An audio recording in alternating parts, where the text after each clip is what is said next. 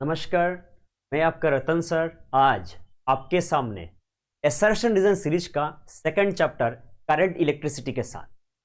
I hope इस series का पहला लेक्चर काइनेमेटिक्स का था और आपने वो जरूर अटेंड किया होगा। ठीक है, अब देखिए, ज्यादा बात ना करके मैं आपको ये बता दूं, इस सीरीज में मैं हर एक चैप्टर में बार बार ऑप्शंस नहीं लिखता हूं, तो मैं बोल रहा हूं ऑप्शन ए तब ही होगा जब एसर्शन और रीजन दोनों करेक्ट है और रीजन एसर्शन का करेक्ट एक्सप्लेनेशन है। ऑप्शन बी तब होगा जब एसर्शन रीजन दोनों करेक्ट है पर रीजन एसर्शन का करेक्ट एक्सप्लेनेशन नहीं है। और ऑप्शन सी तब होगा जब एसर्शन करेक्ट है पर रीजन करेक्ट नहीं है। और ऑप्शन डी तब होगा जब एसर्शन रीजन दोनों ही करेक्ट नहीं है। यानी अगर कभी भी एसर्शन करेक्ट नहीं है तो समझ जाइए ऑप्शन डी होने वाला है। उसका मतलब रीजन भी इनकरेक्ट ही होगा। राइट, चलिए ज्यादा टाइम वेस्ट ना करके हम शुरू करते हैं। ठीक है, सबसे पहला क्वेश्चन है ना, क्वेश्चंस को अच्छे से देखेंगे। पहला क्वेश्चन क्या है, बोला a 60 watt 220 volt bulb glows more than 100 watt 220 volt bulb. सुनिए, जब भी आप कभी भी दो वाल्व लेते हैं तो उन दोनों का पावर की क्वेश्चंस में पावर का क्या सिनेरियो होगा हमें आइडिया नहीं है। हमें पता है कि सर सीरीज में कनेक्ट करें या पैरेलल में कनेक्ट करें, दोनों का रेजिस्टेंस बदलने वाला नहीं है। राइट, चलिए हमें पता है पावर का तो फॉर्मूला आता है sir V square by R। ठीक है, अब देखिए इसमें अगर मैं R निकालता हूं तो R होगा V स्क्वायर बाई P। यानी ये वाला बल्ब का अगर मैं रेजिस्टेंस की बात करूं तो अगर इसका रेजिस्टेंस मैं बोलूं R1, क्या बोलूं मैं R1, तो मैं आपको बोल सकता हूं इसका वैल्यू होगा 220 स्क्वायर बाई 60। Fine sir. और ये वाला बल्ब का अगर मैं आपको रेजिस्टेंस की बात करूं तो इसका वैल्यू आएगा आपका सर 220 स्क्वायर बाई 100। यानी सर अगर इन दोनों बल्ब का रेजिस्टेंस आ गया, अब देखिए इसका R1 और R2 में से सर हमें पता है रेजिस्टेंस R1 का बड़ा होगा। Fine sir. अब देखिए क्या बोला कि बोला ये कौन ग्लो ज्यादा करता है ना, जब वो कैसे लगा हुआ है, सीरीज में लगा हुआ है। सीरीज मतलब क्या है, दोनों बल्ब में करंट सेम है। और अगर दोनों बल्ब में करंट सेम है तो हम लोग यूज कर सकते हैं पावर का फॉर्मूला। सर पावर का फॉर्मूला होगा I स्क्वायर R। यानी सीरीज में दोनों में करंट सेम है तो जिसका R ज्यादा होगा, जिसका रेजिस्टेंस ज्यादा होगा, उसका पावर भी ज्यादा होगा। और जिसका पावर ज्यादा होगा उसका ब्राइटनेस जो है वो भी ज्यादा होगा। यानी इस दोनों में से अगर R1 का रेजिस्टेंस ज्यादा, दैट मींस 60 वाट का रेजिस्टेंस ज्यादा, तो 60 वाट का सीरीज में पावर भी ज्यादा और 60 वाट का सीरीज में ब्राइटनेस भी ज्यादा। तो बोला है कि 60 वाट बल्ब ग्लोस मोर। यानी सर असर्शन तो करेक्ट है। सर रीजन की बात करते हैं। रीजन में बोला when they are connected in series resistance of 100 watt bulb will be more. एकदम नहीं, क्योंकि आपको पता है सीरीज में कनेक्ट करें या पैरेलल में कनेक्ट करें, रेजिस्टेंस चेंज होने वाला नहीं है। और रेजिस्टेंस अगर पहले वाला का 220 स्क्वायर बाई 60 है तो दूसरे वाला का 220 स्क्वायर बाई 100 है। और ये वाला रेजिस्टेंस जो है वो क्या है, छोटा है। इसका मतलब 100 वाट बल्ब का रेजिस्टेंस मोर नहीं लेस होगा। यानी सर रीजन रॉन्ग है। यानी assertion correct, reason wrong. Sir हम लोग ऑप्शन सी के साथ जाएंगे। सर क्लियर है। फाइन, चलिए नेक्स्ट क्वेश्चन की ओर आगे बढ़ते हैं। क्वेश्चन नंबर 2 में क्या बोला, वो बोला current is passed through a metallic wire. ध्यान से सुनिएगा, मेटल है, मेटालिक वायर। ध्यान से सुनिएगा, कॉन्सेप्ट बन जाएगा आपका। So that it becomes red hot. Okay, इसका मतलब आप उसको हीट किए हो। Right, when cold water is poured on half of its portion. इसका मतलब अगर, ध्यान से सुनिएगा, अगर ये आपका वायर है, इस वायर का आपकी वोल्टेज डिफरेंस मैंने आपको बताया V। ध्यान से सुनिएगा, अगर वोल्टेज डिफरेंस V बताया है ना, आपने क्या किया, आपने इसका हाफ में पानी डाल दिया। जैसे आपके इस हाफ में आपने इसका कोल्ड वाटर डाल दिया, इसका मतलब मेटल का टेम्परेचर अगर बढ़ाएंगे तो रेजिस्टेंस बढ़ेगा। मेटल का टेम्परेचर अगर हम लोग डिक्रीज करेंगे तो रेजिस्टेंस डिक्रीज करेगा। लेकिन सेमीकंडक्टर का उल्टा कहानी था, इंसुलेटर का भी उल्टा कहानी था। फाइन सर, ठीक है। अब देखिए कोल्ड वाटर जैसे ही दिया तो इसका रेजिस्टेंस घट गया। फाइन, अब देखिए समझिएगा अच्छे से क्या बोल रहा हूं, है ना। तो अब देखिए जैसे रेजिस्टेंस का घट गया, इसका मतलब टोटल वोल्टेज पहले आपका V था। अब पहले यहां पे जो वोल्टेज डिवीजन था, है ना, तो वो वोल्टेज जो पहले डिफरेंस था, अब यह रेजिस्टेंस जैसे डिक्रीज हुआ तो यहां का जो वोल्टेज है ना वो आपका घट गया, और जैसे ही वोल्टेज घट गया इसका मतलब सर क्या हुआ, यहां का जो वोल्टेज टोटल तो V होना है और यहां का जो वोल्टेज था वो घट गया, इसका मतलब सर यहां का वोल्टेज ऑटोमेटिक बढ़ जाएगा। और अगर टोटल वोल्टेज क्योंकि V है और जैसे यहां का वोल्टेज घट गया तो यहां का आपकी वोल्टेज बढ़ जाएगा, और अगर वोल्टेज बढ़ गया इसका मतलब आपकी जो पावर आएगा, पावर का इसका मतलब रेजिस्टेंस तो यहां पे मैं R मान लेता हूं, तो ये आपका क्या हो जाएगा V²/R, इसका मतलब यहां की पावर तो इंक्रीज हो जाएगा। फाइन, क्योंकि आपको नेट वोल्टेज V रहना है और यहां रेजिस्टेंस जैसे डिक्रीज हुआ तो यहां पे वोल्टेज ड्रॉप कम होगा, इसका मतलब पहले यहां जितना हो रहा था उससे इंक्रीज होगा, इसका मतलब पावर क्या होगा V²/R यूज करेंगे तो हाँ, the rest half becomes more hot. Sir बिल्कुल करेक्ट है। सर रीजन में क्या बोला, resistance decreases due to decrease in temperature. हाँ, या अगर मेटल मेंशन करता तो और बढ़िया बात था, बिल्कुल करेक्ट बात है कि resistance of a metal decreases with decrease in temperature, और ये डिक्रीज इन टेम्परेचर की वजह से या इसकी रीजन की वजह से हमारा रेजिस्टेंस घट गया, यानी वोल्टेज ड्रॉप यहां घटा है, and this the only reason ये मोर हॉट हुआ था, राइट। इसका मतलब सर यहां एसर्शन तो करेक्ट है, तो रीजन भी करेक्ट होगा और रीजन आपका एसर्शन का करेक्ट एक्सप्लेनेशन भी है। सर फाइन, समझ में आ गया। नेक्स्ट की बात कीजिए आप, ठीक है। नेक्स्ट में क्या हुआ सुनिए, बोला in a meter bridge experiment, ध्यान से सुनिएगा, null point for an unknown resistance is measured. Fine, चलिए हम मीटर ब्रिज का एक डायग्राम बनाते हैं। मीटर ब्रिज का अगर हम डायग्राम बनाएंगे तो हमें थोड़ा सा आइडिया है सर, यहां पे आपका स्टैंडर्ड रेजिस्टेंस, ये मान लीजिए स्टैंडर्ड रेजिस्टेंस आपका R है, ऐसे ही मैं बना देता हूं, राफ डायग्राम बनाऊंगा, एकदम राफ डायग्राम बनाऊंगा ताकि आपकी आइडिया बन जाए। और यहां आपकी अननोन रेजिस्टेंस मैंने X दिया, मान लेता हूं ये आपका बैलेंसिंग लेंथ, बैलेंसिंग लेंथ मतलब आपको पता है सर IG का वैल्यू 0 होता है, मान लेता हूं इसका बैलेंसिंग लेंथ आपका L में आया तो ये वाला लेंथ आपका होगा 100 - L। Fine, sir balancing length in meter विश का मतलब आपका क्रॉस मल्टीप्लिकेशन सेम होगा, that is X × L, X × L is equal to sir R × 100 - L। Sir एकदम क्लियरिटी मिल गया। फाइन, अब क्या बोला, now the unknown resistance is put, मैंने इसको अननोन माना और इसको नोन माना, ठीक है। देखिए ये सीरीज में मैं बहुत डिटेलिंग नहीं कर रहा हूं, इस सीरीज में मैं बस आपको बता रहा हूं इन डेप्थ, मैं ऐसे एज्यूम कर रहा हूं कि ये चैप्टर आप पढ़ रखे, राइट। अगर ये चैप्टर आप नहीं पढ़ रखे तो उसका भी एक सीरीज आएगा।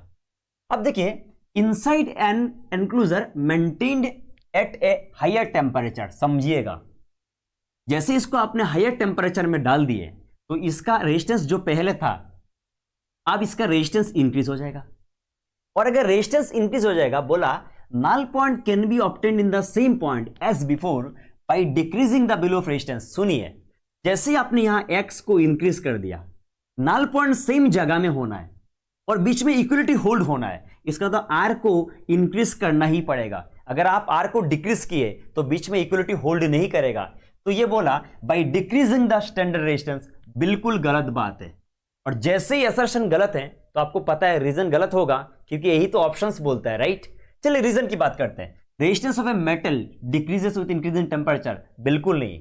आपको पता है रेजिस्टेंस मेटल का टेम्परेचर के साथ डिक्रीज नहीं इंक्रीज होता है, राइट। क्योंकि ये बात मैं आपको बता सकता हूं अभी कि रो इक्वल टू क्या है m/n² टाउ, और जैसे ही आपने टेम्परेचर बढ़ाया तो इलेक्ट्रॉन की रैंडमनेस बढ़ेगी, और रैंडमनेस बढ़ेगी तो रिलैक्सेशन टाइम का डिक्रीज होगा, और रिलैक्सेशन टाइम अगर डिक्रीज होगा तो यानी रो इंक्रीज होगा, और आपको पता है R = ρL/A, रो इंक्रीज होगा तो R भी इंक्रीज होगा।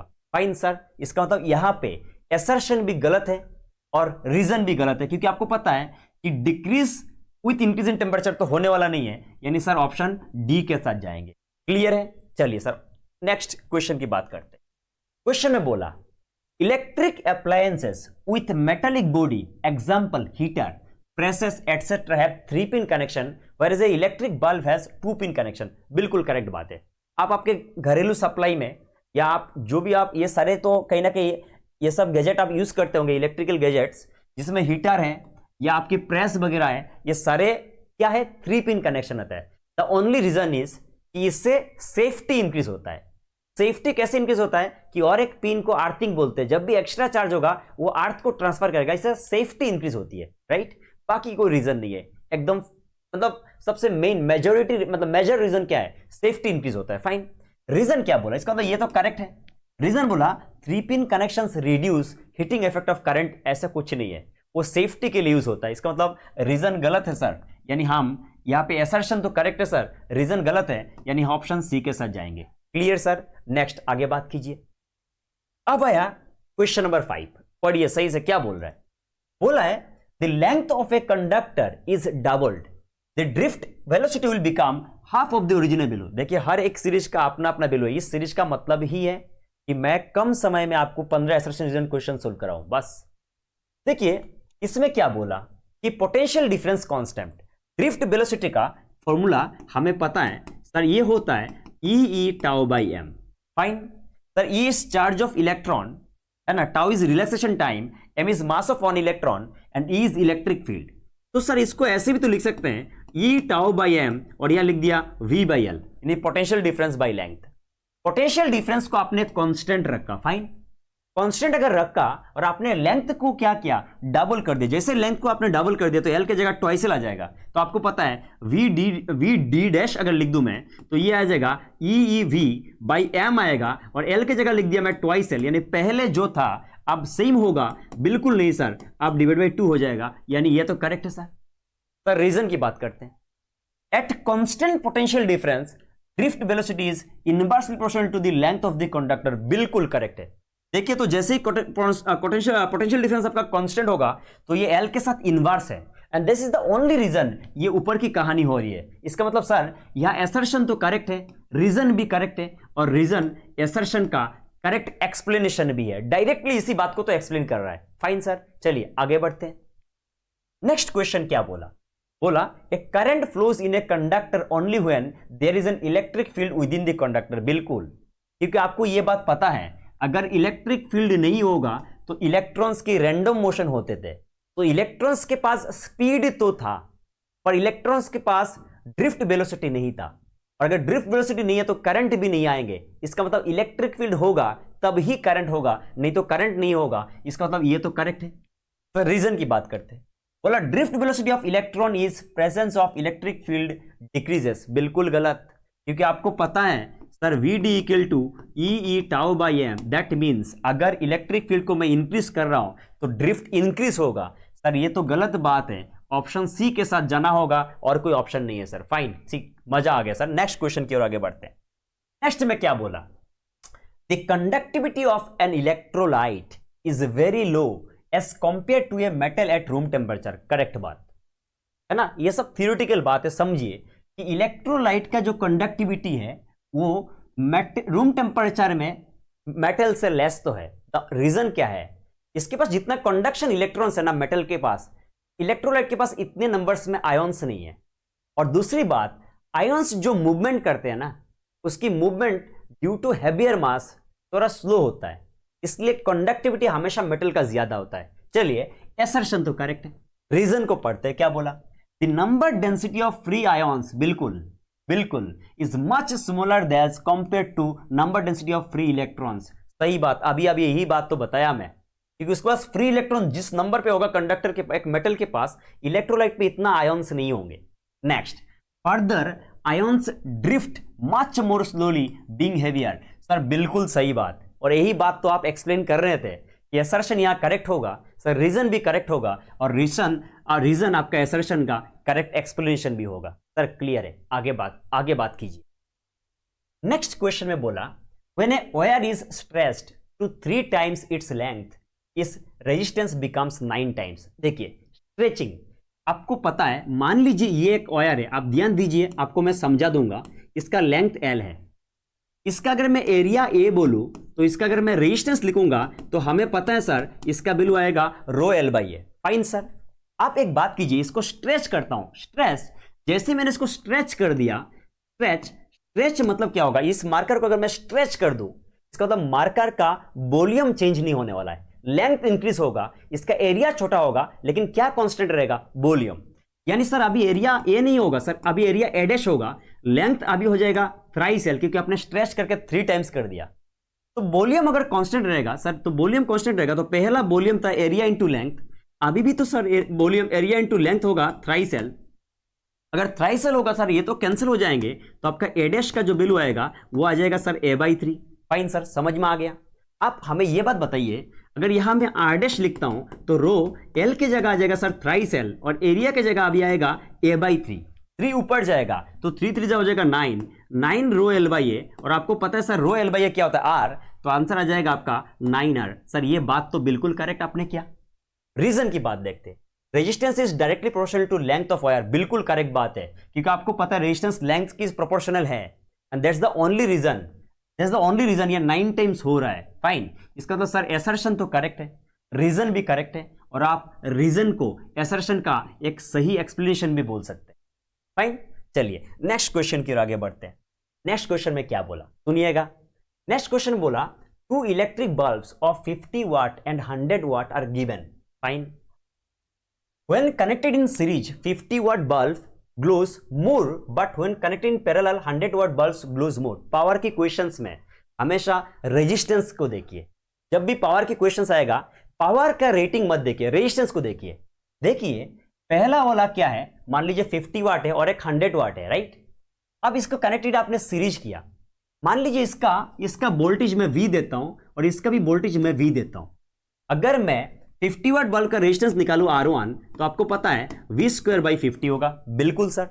और अगर मैं दूसरे वाले का मैं R2 निकालूं, समझिएगा, तो ये होगा सर V²/100। इसका मतलब सर R1 और R2 में हमें पता है R1 R2 से ज्यादा होगा, बिल्कुल करेक्ट है। नेक्स्ट बोला व्हेन कनेक्टेड इन सीरीज, जैसे आपने सीरीज में कनेक्ट किया, सीरीज में पावर का कौन सा फॉर्मूला यूज करने से बेहतर है, हम लोग यूज कर रहे हैं I²R, क्योंकि हमें पता है सर सीरीज में I सेम होगा, यानी अगर सर R ज्यादा होगा तो पावर भी ज्यादा होगा, और अगर सर पावर ज्यादा होगा तो ब्राइटनेस भी ज्यादा होगा। ये कहानी कब की सर, ये कहानी होगी सीरीज की सर। लेकिन अगर पैरेलल की बात करेंगे सर, तो पैरेलल में हमें पता है सर पावर का फॉर्मूला V²/R लगाना बेहतर है, क्योंकि वहां वोल्टेज कांस्टेंट है। वहां पे अगर R आपका ज्यादा, तो आपको पता है पावर डिक्रीज होगा, तो वहां पे आपका ब्राइटनेस जो होगा वो डिक्रीज होगा। फाइन सर, यह क्या बोला कि when connected in series 50 watt bulb glows more, but when connected in parallel 100 watt bulbs glows more। बिल्कुल सीरीज में R इसका ज्यादा था, यानी 50 वाट ज्यादा ग्लो कर रहा है, और पैरेलल में R कम है तो उसका ग्लो ज्यादा होगा। सर ऐसा करेक्ट है। रीजन की बात करते हैं, in series combination power is directly proportional to the resistance. बिल्कुल देखिए ना आप, सीरीज में I कांस्टेंट है तो रेजिस्टेंस ज्यादा तो पावर ज्यादा। और बोला parallel combination power is inversely proportional to the resistance, हां क्योंकि वहां V कांस्टेंट है, पैरेलल है, तो R ज्यादा तो पावर कम, यानी सर रीजन करेक्ट है, और रीजन करेक्ट एक्सप्लेनेशन भी तो है। दिस इज अ रीजन, यही तो हो रहा है ना। फाइन सर, नेक्स्ट क्वेश्चन को आगे बढ़ते हैं। नेक्स्ट में क्या बोला सुनिए, बोला terminal voltage of a cell is greater than EMF of the cell during charging of a cell. सुनिएगा, अच्छे से सुनिएगा, यानी आप अगर एक सेल लेते हैं जिसका रेजिस्टेंस R है और ये E है, अगर ये डिस्चार्जिंग हो रहा है मतलब ये करंट सर्किट में दे रहा है, तो इसका जो डिस्चार्जिंग हो रहा है, तो आपको पता है इसका टर्मिनल पोटेंशियल डिफरेंस हम लोग लिख सकते हैं V = E - IR, जब ये डिस्चार्जिंग हो रहा है। अगर यही सेल चार्जिंग होता, सुनिएगा, अगर यही सेल चार्जिंग होता तो आपको पता है टर्मिनल पोटेंशियल डिफरेंस होता E + IR, यानी जब भी चार्जिंग होगा तो आपको पता है टर्मिनल पोटेंशियल डिफरेंस EMF से ग्रेटर होगा, क्योंकि आपको पता है V = E + समथिंग है ना, यानी सर एसर्शन तो करेक्ट है। बोला EMF of a cell is always greater than its terminal voltage. गलत, EMF हमेशा ग्रेटर नहीं होता। EMF तभी ग्रेटर होगा जब डिस्चार्ज हो रहा है। क्या हो रहा है? डिस्चार्ज। चार्जिंग में वो तो ग्रेटर नहीं है। इसका मतलब सर आपके क्या बोला, रीजन तो गलत होगा, क्योंकि हमेशा ग्रेटर होता नहीं है, ग्रेटर तो डिस्चार्जिंग में होता है सर, यानी हम ऑप्शन सी के साथ जाएंगे। सर क्लियरिटी मिल गया, आगे बढ़ते रहिए आप। नेक्स्ट क्वेश्चन में क्या बोला, a potentiometer draws no current while measuring EMF of a cell. बिल्कुल आपको पता है कि पोटेंशियोमीटर नल डिफ्लेक्शन में काम करता है, and that's the only reason potentiometer is more accurate than voltmeter. Fine. Next, voltmeter is much better than अरे यार, वोल्टमीटर पोटेंशियोमीटर से बेटर नहीं है, क्योंकि voltmeter terminal potential difference measure करता है, नल डिफ्लेक्शन में काम नहीं करता। और पोटेंशियोमीटर नल डिफ्लेक्शन में काम करता है, इसका मतलब उसको इंटरनल डिस्टेंस से इफेक्ट नहीं आता, यानी ये तो गलत है सर, फिर से ऑप्शन सी के साथ जाना होगा। फाइन सर, नेक्स्ट क्वेश्चन में बात करते हैं। देखिए ये सीरीज थोड़ा फास्ट चलेगा, इस सीरीज का मोटो अलग है, राइट, हर एक सीरीज का अलग अलग मोटो होगा। इसका मोटो यही है कि आपको मैं बहुत जल्दी जल्दी में 15 question on A daily basis, है ना, प्रैक्टिस करवा दूं, ठीक है। बोला when n cells each of internal distance are arbitrarily connected in series। Arbitrary मतलब कि आपका जो भी ओरिएंटेशन है, ध्यान से दीजिएगा, जो भी ओरिएंटेशन है सेल का वो कुछ भी फर्क नहीं पड़ता, है ना, ओरिएंटेशन सेम भी हो सकता है, उल्टा भी हो सकता है ना, random. The total internal distance of a cell may become zero, कभी नहीं। आपको पता है जब भी दो सेल को हम सीरीज में लगाते हैं तो ईएमएफ प्लस हो सकता है, जैसे यहां पे माइनस प्लस, या ओरिएंटेशन दोनों का सेम है, ये वाला सेल का ओरिएंटेशन उल्टा है, राइट, यानी इन दो सेल का लेफ्ट में प्लस है, इसका राइट में प्लस है, यानी अगर इसका E1 आएगा, इसका E2 आएगा और इसका E3 आएगा, अगर मुझे E इक्विवेलेंट लिखना होगा तो मैं लिखूंगा E1 plus E2 minus E3। इसका मतलब E इक्विवेलेंट प्लस भी हो सकता है, माइनस भी हो सकता है। पर R इक्विवेलेंट, रेजिस्टेंस को टर्मिनल से क्या ही फर्क पड़ता है, तो रेजिस्टेंस तो हमेशा क्या होगा, R1 plus R2 plus R3। इसका मतलब रेजिस्टेंस आपका प्लस होते जाएगा, चाहे आप रैंडम कनेक्शन करो, सेम टर्मिनल्स का करो या उल्टा करो, रेजिस्टेंस में कोई चेंज नहीं आने वाला, वो ऐड होते जाएगा सीरीज में। यानी अगर ऐड होते जाएगा तो रेजिस्टेंस इंक्रीज होते जाएगा, इसका मतलब कभी भी जीरो होना पॉसिबल नहीं है। सर असर्शन तो गलत, तो इसका मतलब रीजन गलत होगा ही sir.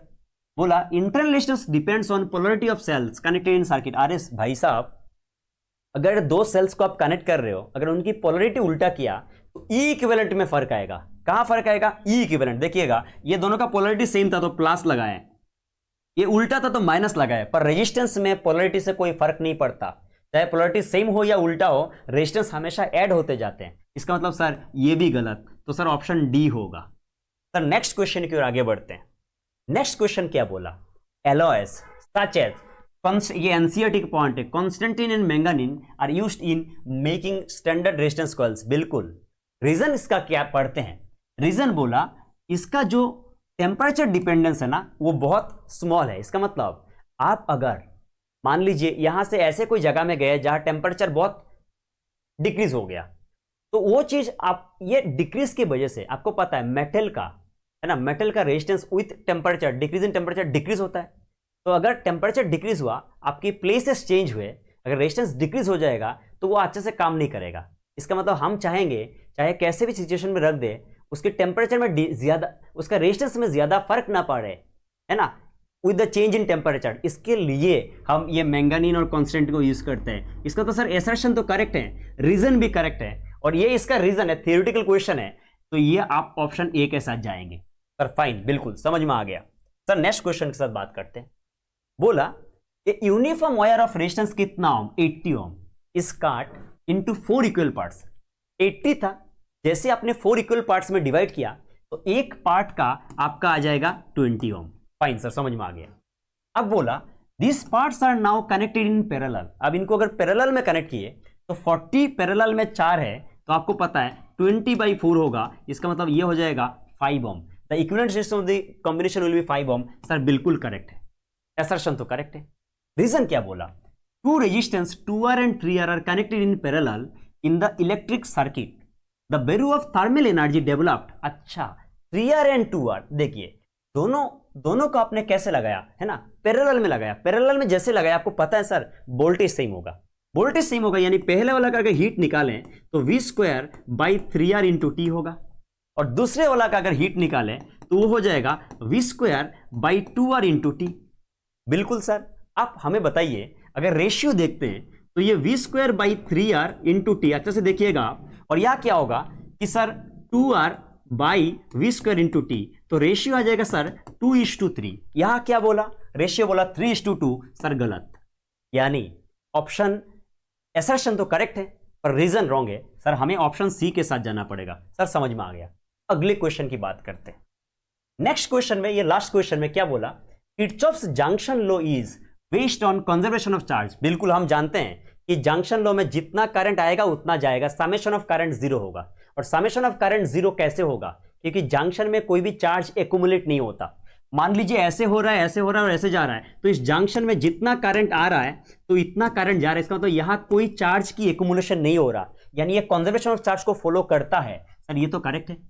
Kirchhoff's loop rule is based on, बिल्कुल करेक्ट, कि लूप रूल को एनर्जी कंजर्वेशन से मतलब है, वो एनर्जी कंजर्वेशन का बेस्ड है, क्योंकि अगर हम वो एक राउंड देके फिर से सेम पॉइंट में आ जाएंगे तो हमें कोई एक्स्ट्रा एनर्जी नहीं मिलता, नेट फिर से जीरो हो जाता है ना। इसका मतलब वो एनर्जी कंजर्वेशन फॉलो करता है, पर ये इसका एक्सप्लेनेशन तो नहीं है। यानी सर यहां ऑप्शन बी के साथ जाना होगा कि असर्शन भी करेक्ट है, रीजन भी करेक्ट है, पर रीजन करेक्ट एक्सप्लेनेशन नहीं है। ठीक है, चलिए ये असर्शन रीजन सीरीज का सेकंड वीडियो था। आप मुझे बताइएगा आपको ये सीरीज कैसे लग रहा है, और मैं ऐसे और न्यू सीरीज लेके आते रहूंगा, सपोर्ट करते रहेगा। चलिए, थैंक यू।